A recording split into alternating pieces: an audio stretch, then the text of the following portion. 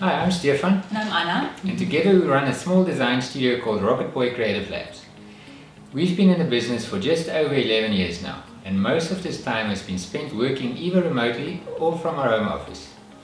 Here are a few tips of things we have learned over the years that could help entrepreneurs, businesses and managers to set themselves up for working remotely. Firstly, and most importantly, try and keep balance between your work and life at home. When I started out years ago, I found it incredibly challenging at first. For one, it seemed like all the chores I hated all of a sudden had a grand allure. I started doing all those tasks around the house that I would normally hate doing, like washing dishes, mowing the lawn. These distractions initially kept me from my work and were the cause for a lot of procrastination. On the flip side of the coin, you can also quite easily work too much. As our workload increased and deadlines started adding pressure, we ended up constantly working. There were times where we worked straight through the night. Neither of these scenarios is ideal, so to keep the balance, we implemented strict working hours, like a normal 8 to 5 working day. As in any other business, you might have the odd day that you might need to work late for that client's presentation that needs to be ready for the board meeting the next day. Another good habit to keep is to clearly separate your workspace from your home space. We're lucky enough to have a separate room for our office. In our case, we just shut the door once we're done working. All business then stays in the office and home time means no more work for the day. If you don't have a separate room or a door you can close to your office, then just get into the habit of closing your laptop or just switching off completely. True. Another thing that's really been key to the growth of our business over the years has been collaboration and networking. In the early days, Rokkitboy started as a one-man show, as with many other startups. I tried to do everything on my own. Managing all my tasks became very challenging.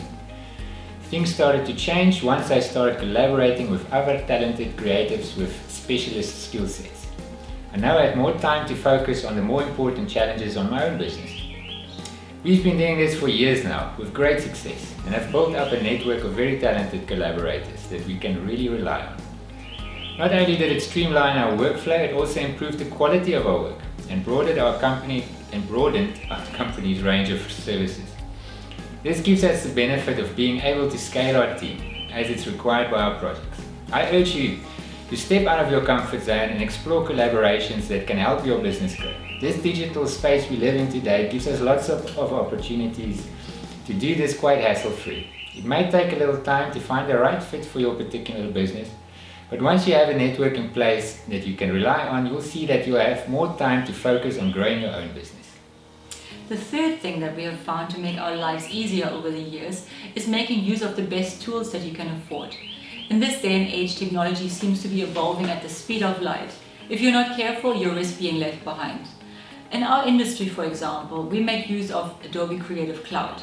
This software enables us to deliver high-quality design work at the industry standard.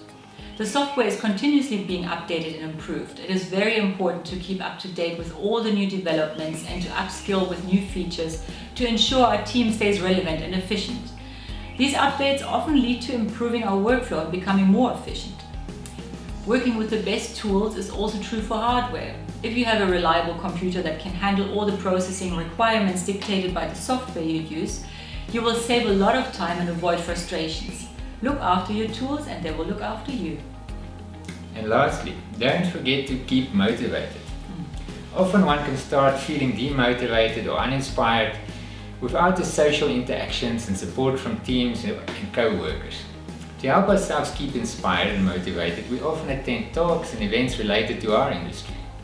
Not only does it feed our inspiration, it also offers great opportunities to network and meet interesting people. One great event we often tap into is Creative Morning, which offers free monthly creative talks by industry professionals around a specific topic. Another great example is Heavy Chef, a local learning platform for entrepreneurs which hosts regular events. And in the light of the current lockdown situation, most events like these have gone online, so we can easily keep in the loop and attend from our home. Whatever your industry, there should be a pool of information and inspiration that you could draw from. Tap into this and you'll find that you might just feel a bit more inspired and motivated to push the limits of what you can achieve. We hope these tips help you to thrive in your own home office. We know to work from home might be challenging at first, but once you have found your groove, you will soon prosper. Stay safe and thanks for watching.